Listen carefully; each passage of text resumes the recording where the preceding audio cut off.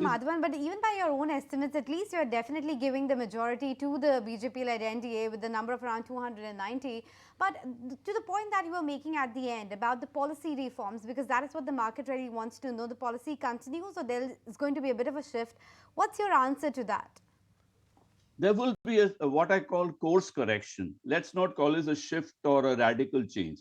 There has to be a course correction. And if you really looked at what Narendra Modi said in his 100-day plan, which was lost in the election din, that, he's probably going to announce something majorly in favor of Panchayat Raj.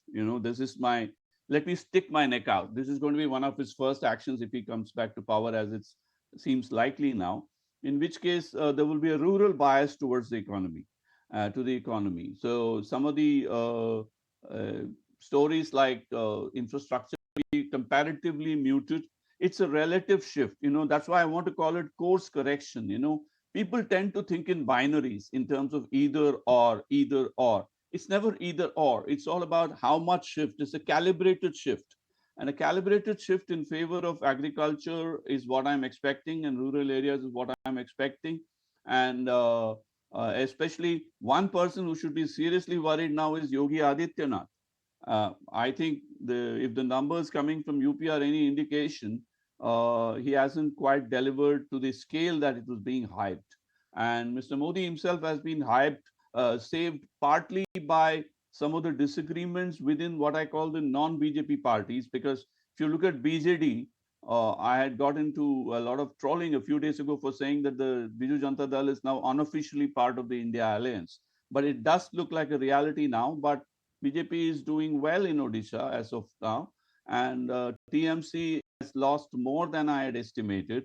And to that extent, it gives Mr. Modi a chance to fight for, prove himself again. And the question is, reading into this mandate, what will he do in terms of policy and programs? And I would say he would focus more on the people's issues, on everyday issues, on the things that he might want to convert some of the opposition criticism into some kind of an unsolicited advice on where he should focus on, which could be in terms of price management and jobs growth. And that is the kind of thing. So it's a safe thing to say the economy is stable. One of the things that I want to emphasize is that we often forget that we are looking at the India story and not the Modi story. And there's a limit to which a leader can be either credited or blamed for what is happening in the country. To that extent, what we are going through is a demographic transition.